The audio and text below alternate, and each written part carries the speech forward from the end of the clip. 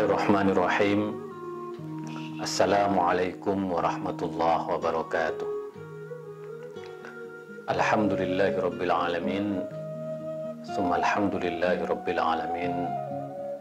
Assalatu wassalamu ala sayyidil mursalin habibina wa syafi'ina wa maulana Muhammad wa ala alihi tayyibin wa sahbihi al-muntajabin wa tabi'ina lahum bi ihsanin ila yaumiddin. Sahabat Islam ramah, marilah dalam suasana Ramadan dan kita benar-benar dalam jiwa-jiwa yang bersih, jiwa-jiwa yang beribadah. Mari kita bersyukur atas segala rahmat dan nikmat yang diberikan Allah kepada kita semua, kepada negeri ini, bahwa di tengah musibah dan wabah kita masih diberi nikmat persatuan, persaudaraan, dan komitmen kita bersama untuk menjadikan negeri ini negeri yang rukun, yang toleran, yang peduli pada sesama. Ini rahmat Allah yang luar biasa yang harus kita syukuri dan terus kita berusaha dan berdoa. Mudah-mudahan Allah selalu melindungi kita semua. Mudah-mudahan Allah cepat mengangkat wabah ini dan kita berharap negeri ini bisa bangkit dari keterpurukan, dan kita melihat dengan seksama bahwa negara-negara lain juga sedang menghadapi masalah dan musibah yang sama. Tetapi alhamdulillah, apa yang kita hadapi saat ini jauh lebih bisa ditangani, dan syukur menjadi salah satu kekuatan kita sebagai sebuah bangsa. Selawat serta salam mari kita terus kumandangkan, kita sampaikan kepada baginda Rasulullah SAW dan keluarganya. Allahumma sholli ala Sayyidina Muhammad wa ala ali Sayyidina Muhammad. Selawat-selawat ini juga yang akan menjadikan hati kita lebih tenang, pikiran kita lebih jernih, dan insya Allah kita akan selalu bahagia baik di dunia maupun di akhirat. Di tengah pandemi mari kita selalu membaca doa-doa li khamsatun utfi biha haral wabail hatima al-mustafa wal murtada wa ibnahuma wa fatima. Aku mempunyai 5 sosok yang bisa memadamkan pedihnya wabah, pedihnya penyakit, yaitu Nabi Muhammad SAW, Al-Murtada Imam Ali bin Abi Thalib karamallahu wajhah, kedua putranya itu Imam Hasan dan Imam Husain, serta istri Al-Imam Ali bin Abi Thalib dan putri Rasulullah Sayyidah Fatimah Zahra. Mari terus kita berdoa, jangan pernah untuk tidak berdoa, karena doa adalah mukhul ibadah, inti dari ibadah. Lebih-lebih di tengah pandemi ini, di bulan suci ini, bulan yang penuh rahmat, bulan yang penuh pengampunan. Insya Allah doa-doa kita akan memberikan manfaat dan kemaslahatan bagi kita semua. Sahabat Islam ramah, seperti biasa saya akan melanjutkan ngaji ayat-ayat toleransi yang saya bedah dalam buku saya Al-Quran Kitab Toleransi. Tanpa terasa kajian kita sudah mencapai 3/4 dari buku ini, dan alhamdulillah mendapatkan respon luar biasa dari para penonton di Islam Ramah TV, Mudah-mudahan terus disimak, terus dipahami sebagai bekal kita untuk membumikan toleransi. Seperti yang saya katakan dalam beberapa episode sebelumnya, ada sekitar 300 ayat toleransi di dalam Al-Quran, dan insya Allah tahun ini akan dibedah 30 ayat, dan insya Allah bulan Ramadan yang akan datang juga 30 ayat, sehingga insya Allah dalam jangka waktu 10 tahun kita akan bisa menghatamkan 30 ayat toleransi. Nah, sahabat Islam ramah, kalau kita lihat suasana kebatinan umat agama-agama di negeri ini, dan lebih-lebih di dunia Islam yang lain, bahkan di Barat, suasana kebatinan yang betul-betul memberikan harapan baru bagi tumbuhnya persaudaraan, bahkan dialog antar agama. Seperti yang saya katakan, baru-baru ini Paus Fransiskus Assisi melakukan kunjungan yang bersejarah ke Timur Tengah.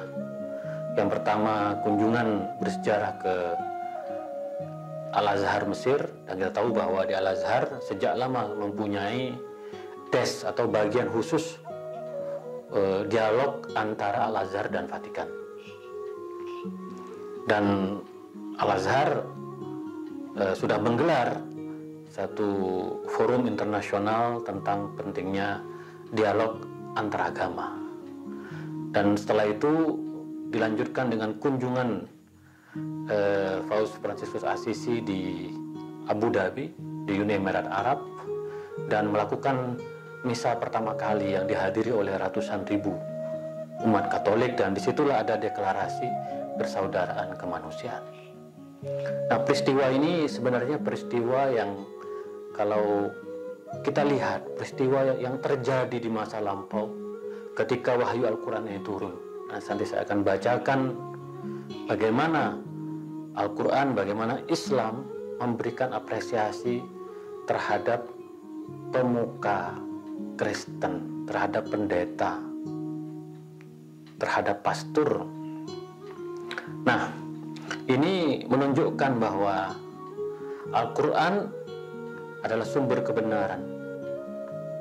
Al-Quran telah menjadi bukti nyata bahwa dialog antara agama itu bukan hanya wacana, tetapi dialog yang benar-benar hadir, nyata, faktual, dilakukan oleh pemuka agama-agama. Nah, mari kita baca ayatnya. Bismillahirrahmanirrahim.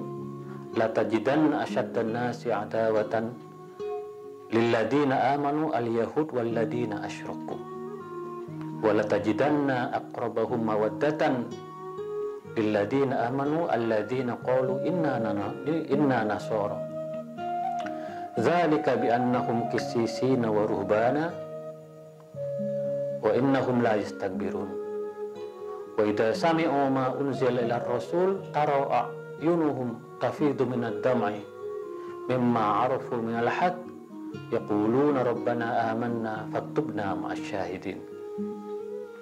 Nah, di dalam ayat ini menjelaskan bagaimana sesungguhnya Islam sangat menghargai pemuka agama Kristen, pendeta, dan pastor.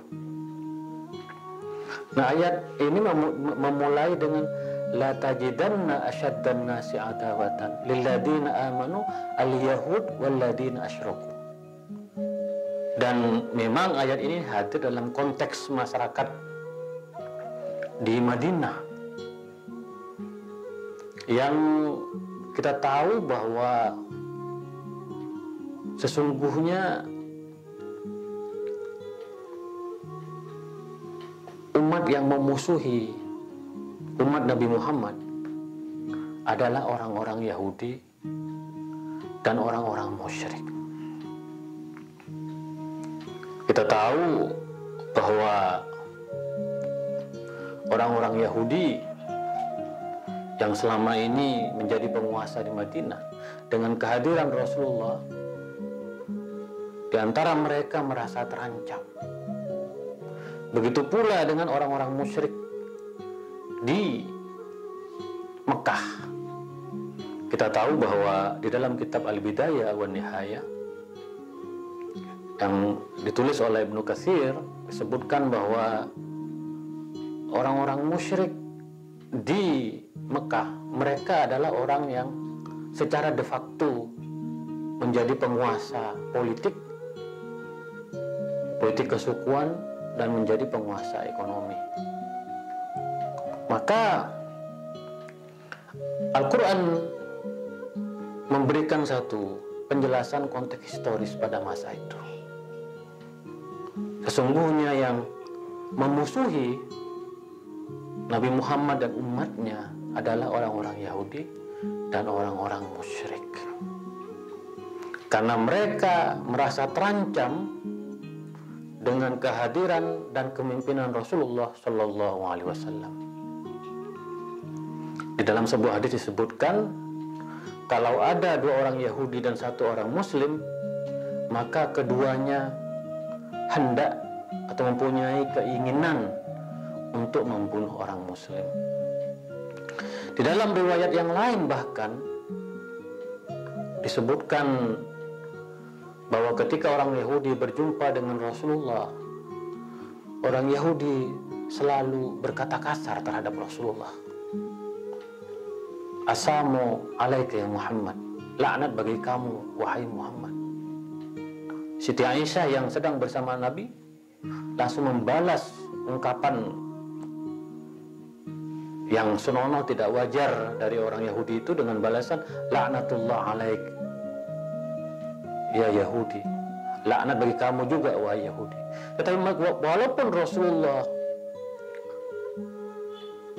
dikata-katai dengan ungkapan yang kotor, Rasulullah tidak membalas. Bahkan Rasulullah berkata, menegur Siti Aisyah, ya Aisyah, alaiki birrifqi fil umuri kullaha. Aisyah, kamu tidak boleh membalas celaan, hinaan hinaan Yahudi dengan hinaan yang serupa. Ya Aisyah, alaiki birrifqi fil umuri kulliha. Kamu harus lemah lembut dalam segala hal, termasuk kepada musuh-musuhmu. Bahkan Rasulullah juga dalam riwayat yang lain dikisahkan ketika jenazah Yahudi melewati Rasulullah, Rasulullah berhenti dan para sahabat tentu protes. Rasulullah, kenapa Rasulullah berhenti memberikan penghormatan terhadap jenazah Yahudi? Bahkan terlihat Rasulullah mendoakan jenazah Yahudi. Rasulullah hanya menjawab, alaisa hiya nafsan, bukankah orang Yahudi itu juga manusia? Nah, sikap Rasulullah yang begitu toleran, yang begitu humanis, yang begitu manusiawi terhadap orang-orang Yahudi, ternyata dibalas dengan air tuba oleh Yahudi. Mereka tetap menampakkan perseteruan, mereka tetap mengancam, begitu juga orang-orang musyrik. Maka kalau kita mendapatkan bagaimana fakta sekarang, terutama di Palestina, orang-orang Yahudi garis keras di Israel yang senantiasa memusuhi warga Palestina, baik di tepi barat maupun di jalur Gaza, itu menunjukkan itu fakta historis di masa lalu yang juga terjadi pada masa sekarang. Tetapi berbeda halnya dengan orang-orang Kristen, terutama para pemuka agamanya. Di masa lampau, hubungan Rasulullah dengan orang-orang Kristen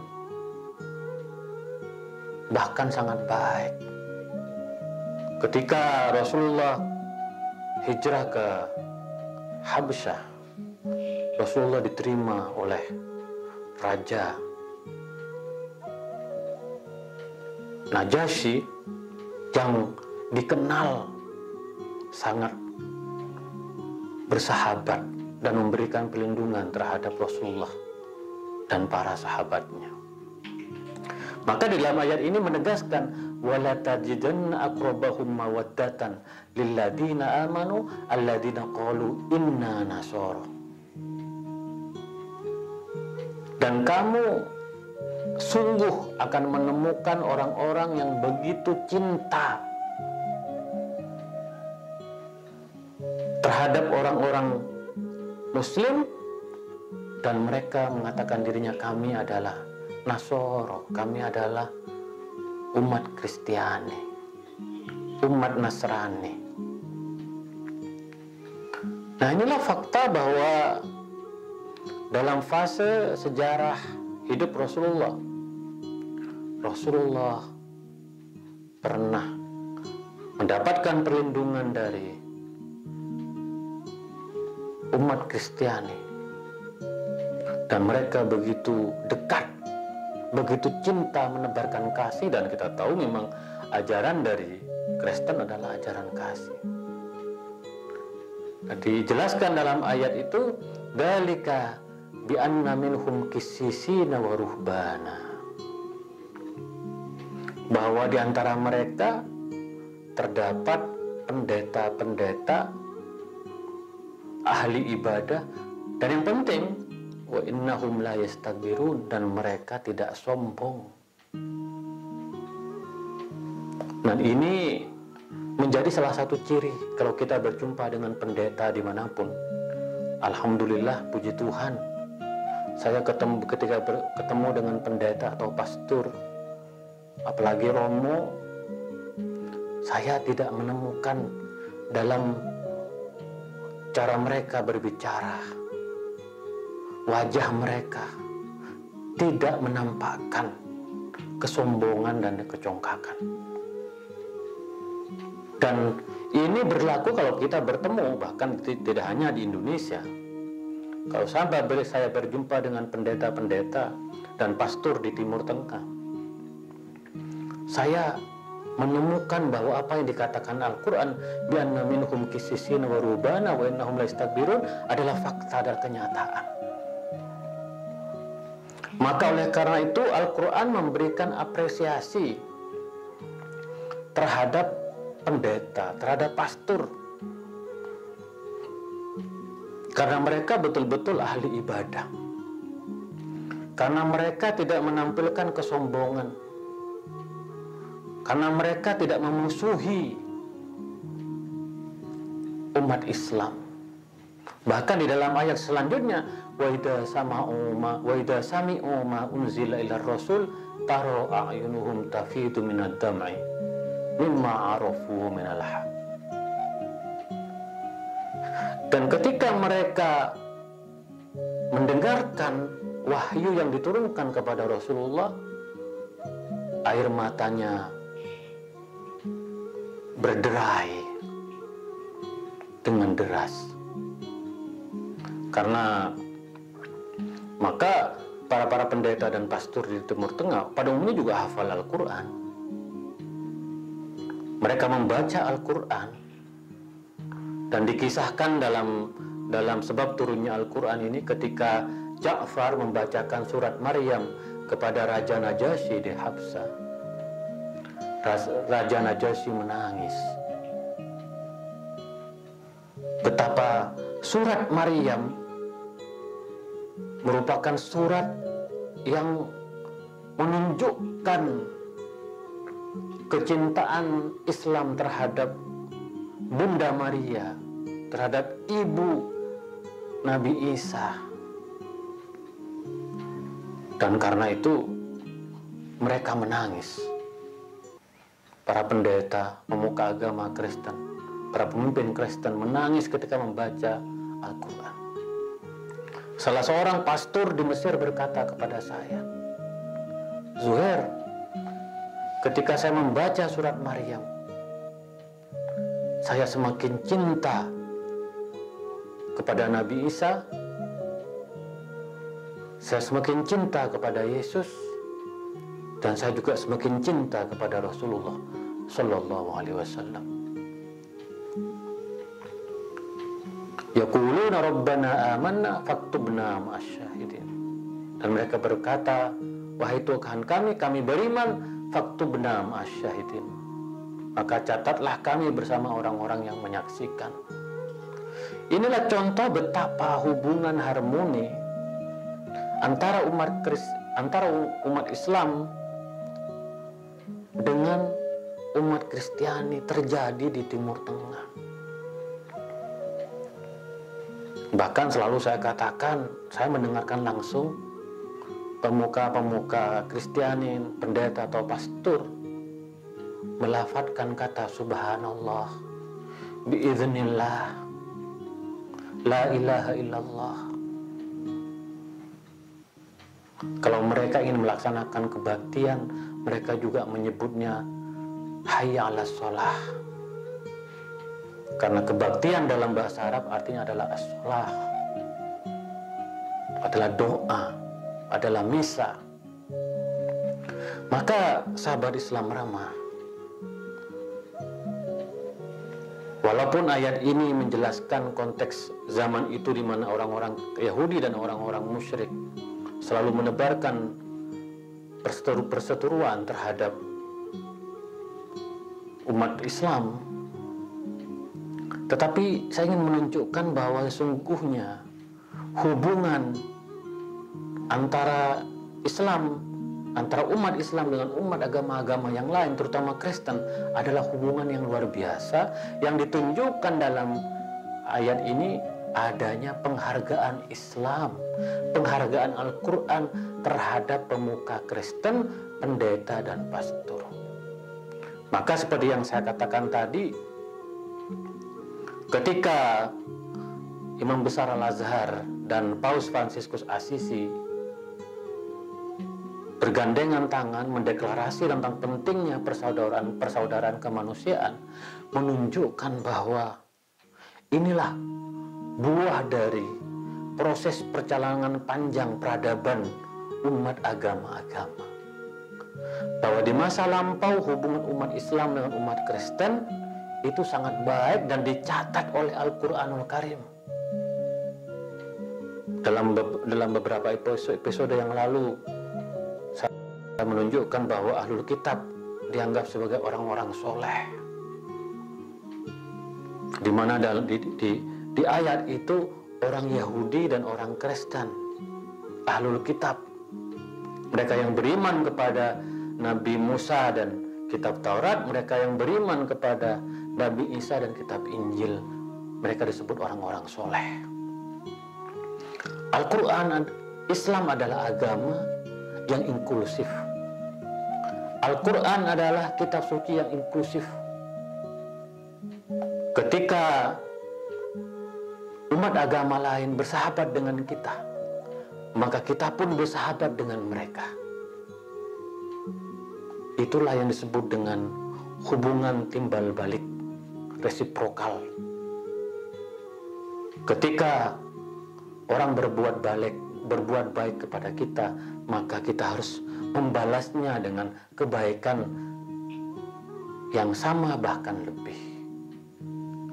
Inilah sikap moral yang semestinya harus menjadi pedoman kita dalam beragama,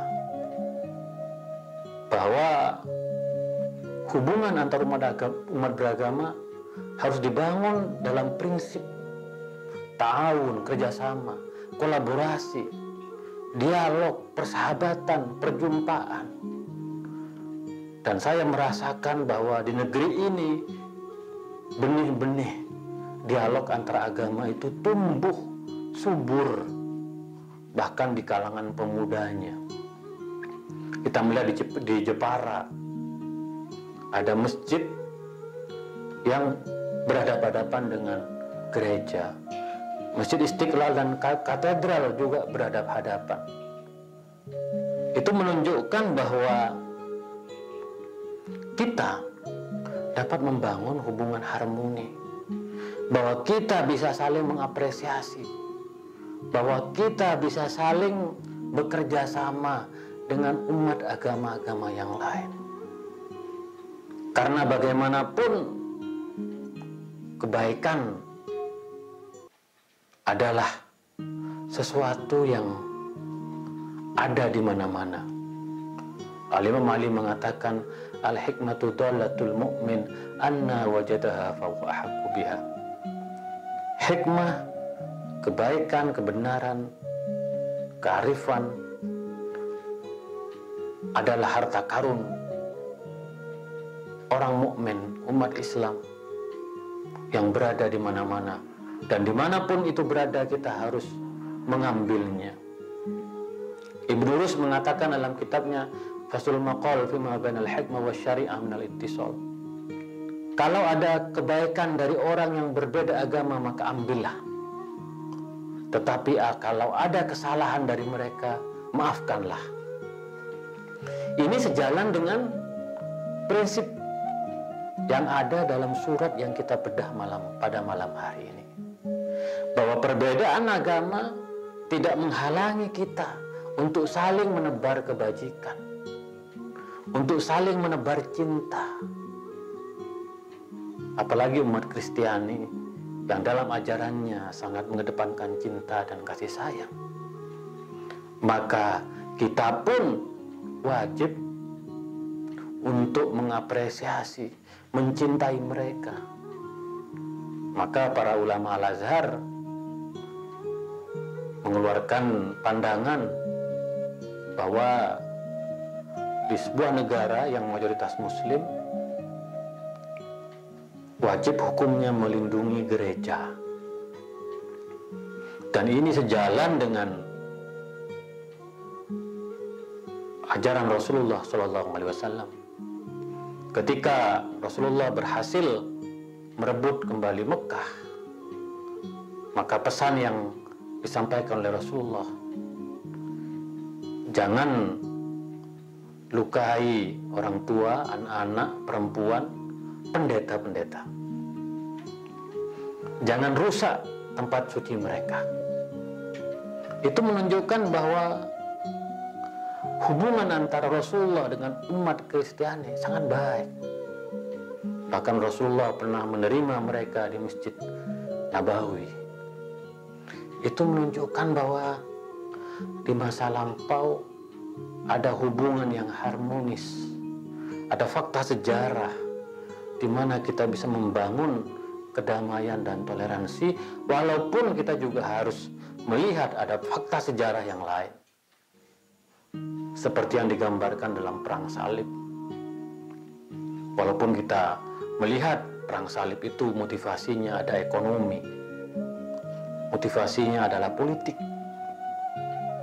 tetapi ayat yang kita bedah pada kesempatan kali ini juga memberikan satu pemandangan yang asyik, pemandangan yang membangun harapan bagi kita semua, bahwa kita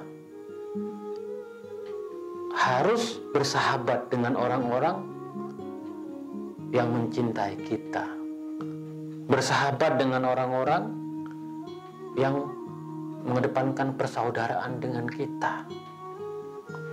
Maka dalam konteks keindonesiaan, di mana kita mempunyai Pancasila, maka Bung Karno mengatakan ketuhanan atau keberagaman kita di Indonesia harus berkebudayaan dan berkeadaban, saling menghormati, saling menghargai, tidak egois dan tidak fanatis. Kita di Indonesia ini punya persaudaraan keindonesiaan, maka seluruh umat agama-agama, Kristen, Katolik, Konghucu, Buddha, dan Hindu, kita harus hidup toleran. Kita harus hidup rukun. Kita harus memberikan apresiasi terhadap mereka. Karena sesungguhnya kata Ibn Arabi bahwa agama kita sesungguhnya adalah agama yang di dalamnya mengajarkan cinta. Sahabat Islam ramah, maka toleransi sebenarnya menjadi kekuatan, bukan kelemahan. Insya Allah dengan sikap yang toleran ini kita dapat menghargai umat agama yang lain. Kita dapat menerima kebinekaan dan keragaman. Dan kita bisa tetap di dalam keyakinan kita, dalam keimanan kita. Tetapi dalam hubungan muamalah insaniyah, kita bisa memberikan apresiasi, penghargaan, penghormatan, dan toleransi. Betapa indahnya Al-Quran sebagai sumber kebenaran, sebagai sumber toleransi, sebagai sumber kebajikan, betul-betul mengajarkan kepada kita bahwa Al-Quran memberikan penghargaan dan Islam memberikan penghargaan terhadap pemuka agama Kristen. Mudah-mudahan kita termasuk orang-orang yang senantiasa belajar, menambah ilmu, terutama di bulan Ramadan ini, agar kehidupan kita toleran dan rukun. Itulah kira-kira penjelasan dari saya. Insya Allah kita akan lanjutkan esok hari. Kurang lebihnya mohon maaf. Wa ma taufiqi illa billah, alaihi tawakkaltu wa ilaihi unib. Wallahul muwaffiq ila aqwamit thoriq. Assalamualaikum warahmatullahi wabarakatuh.